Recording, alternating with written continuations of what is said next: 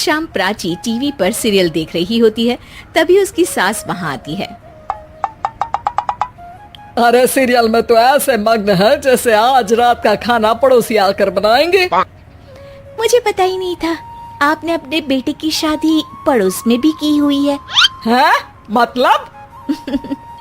मतलब इस घर में सारा काम बहू ही करती है, आप तो सिर्फ खर्राटे मारती हैं। अच्छा जी, फिलहाल तो तुम आराम फरमा रही हो, चलो जाओ, ये मेरे टीवी देखने का समय है। आहा, इसीलिए मुझे भगाया जा रहा है। सॉरी, अब तो बिल्कुल नहीं जाऊंगी। प्राची की इस बात पर दोनों सास बहू के बीच टीवी रिमोट के पीछे बच्चों जैसे छीना झपटी शुरू हो जाती है, जिसके बीच श्लोक भी काम से घर वापस आ जाता है। हाँ, आज मेरी चूहे बिल्ली की जोड़ी किस बात पर झगड़ रही है? अरे तेरे बीवी मुझे टीवी ही नहीं देखने दे रही। अरे तुम्हारी मम्मी मुझे खाना बनाने के लिए फोर्स कर रही है। अरे वाह, ऐसे बेतुके रीजन पर तो बच्चे भी झगड़ा नहीं करते। अरे मुझे कुछ मत बोल, सब इसने ही शुरू किया है। हाँ हाँ, जैसे आप तो बहुत दूध की धूली है ना। अरे बस, दोनों चुप। प्राची जाओ, खाने की तैयारी करो। और माँ तुम छोड़ो, तुम्हें क्या बोलूं, शांति से अपना सीरियल देखो, मुझे दोबारा लड़ने की आवाज सुनाई नहीं देनी चाहिए।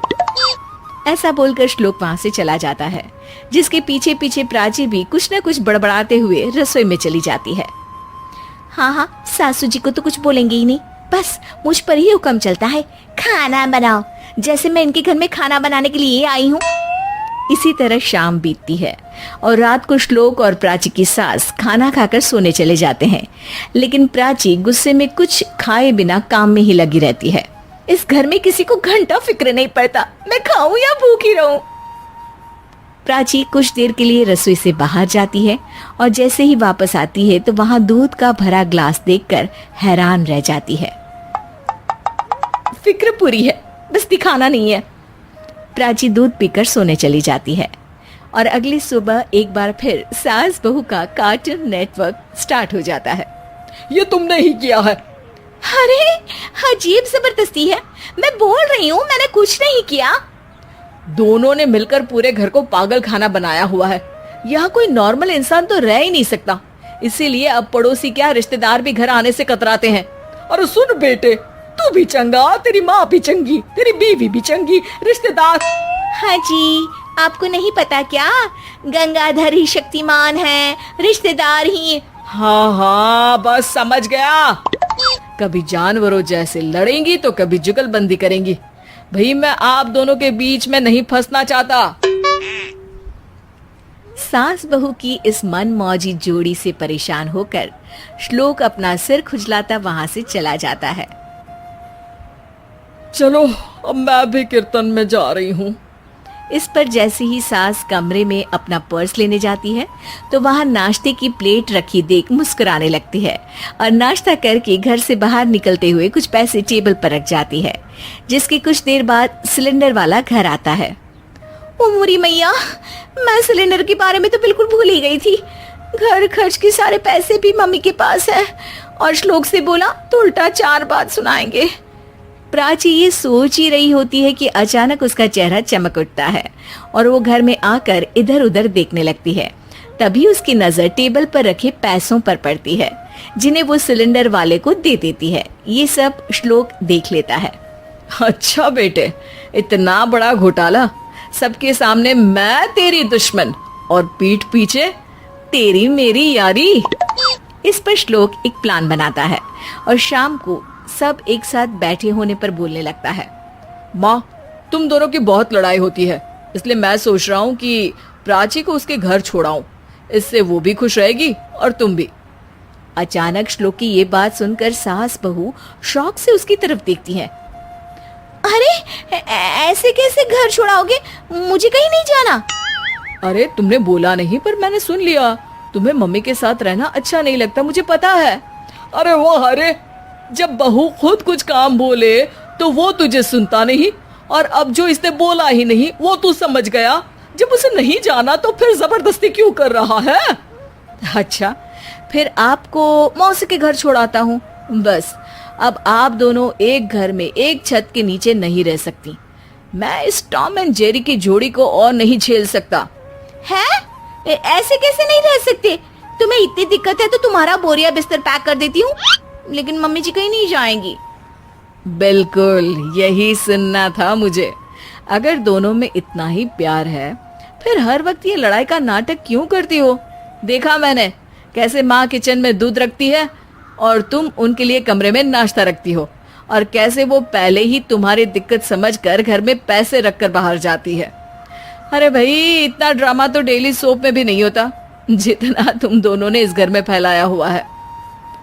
तू हमें टॉम एंड जेरी बोलता है ना, तो याद कर वो दोनों भी एक दूसरे को बाहर वालों की बुरी नजर से बचाने के लिए हमेशा सबके सामने लड़ते थे, लेकिन अकेले में दिक्कत के समय मदद भी तो करते थे। बस हमारा रिश्ता भी कुछ ऐसा ही है। और वैसे भी अगर सास बहू में तू मैं नहीं होती तो दुनिया वालों को कहानियां कैसे मिलेंगी? किशनपुर गांव में प्राची नाम की एक औरत अपने बेटे कुणाल और बहू सुधा के साथ रहा करती थी।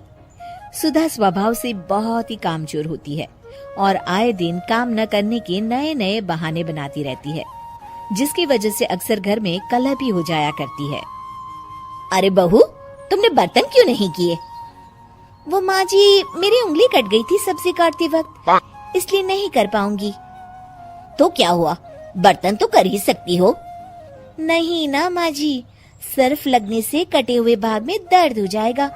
आज के लिए बर्तन आप ही कर लीजिए।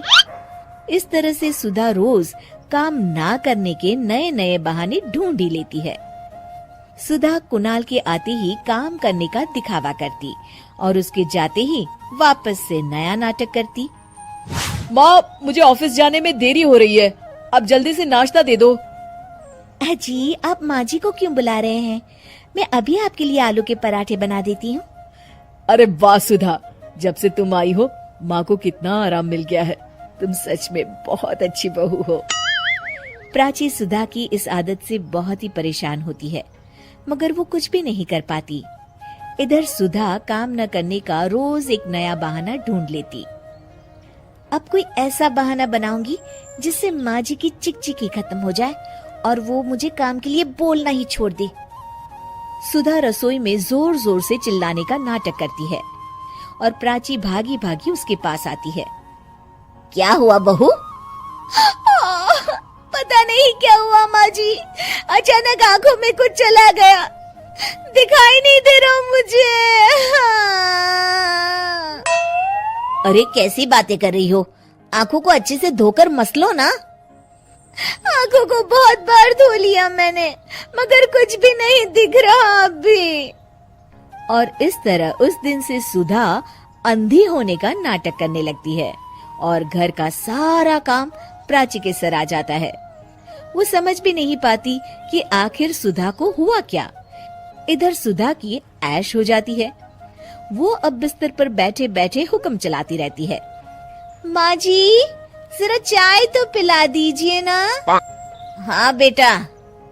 प्राची को शक हो जाता है कि सुधा नाटक कर रही है और वो अपने तरीके से पता लगाने की कोशिश करती है। प्राची घर में आई स्पेशलिस्ट डॉक्टर को बुलाती है। देखिए ना डॉक्टर साहब, मेरी इतनी प्यारी बहू को न जाने किसकी नजर लग गई। हुआ क्या? अरे देख ही नहीं पा रही वो तो। क्या हुआ है आपको? पता नहीं डॉक्टर साहब, कुछ दिखाई नहीं दे रहा मुझे। ठीक है, मैं चेकअप करता हूँ। क्या हुआ है इसे? चेकअप में तो कुछ भी नहीं निकला है। इसका मतलब मेरा शक सही था, ये सिर्फ नाटक कर रही है। फिर भी डॉक्टर साहब, कोई तो इलाज होगा ना। सुधा घबरा जाती है। माँ जी, आप क्यों मेरी आंखों के पीछे पड़ गई हैं? मैं जिंदा हूँ, क्या ये काफी नहीं है? आंखें भी ठीक हो जाएगी ना धीरे धीरे। नहीं बहू, तुम तकलीफ में हो ये मैं देख नहीं पा रही। डॉक्टर साहब आप देखिए ना, कोई तो इलाज होगा इसका। मुझे कोई इलाज नहीं करवाना, मेरी आंखें भगवान की मर्जी की वजह से गई है और उनकी मर्जी की वजह से वापस आ जाएगी। देखिए मैं दवाई लिख देता हूँ और आप इनको क्लिनिक पर ले आना। डॉक्टर तो चला जाता है, मगर सुधा अपने बिस्तर से टस की मस नहीं होती और अगले कुछ दिन भी प्राची को ही काम करते रहना पड़ता है।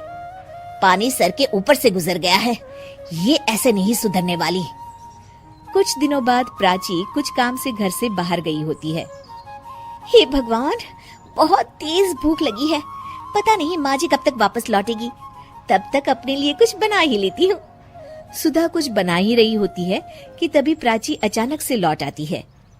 हे भगवान, माँ जी तो बहुत जल्दी लौट आई। जल्दी जल्दी चूल्हा बुझाने के चक्कर में उसके पल्लू में आग लग जाती है और वो जोर जोर से चिल्लाने लगती है। ये आवाज कैसी? प्राची भागी भागी रसोई की तरफ आती है। अरे बहू, ये आग कैसे लगी और तुम यहाँ क्या कर रही थी? पहले मुझे बचाइए माँ जी।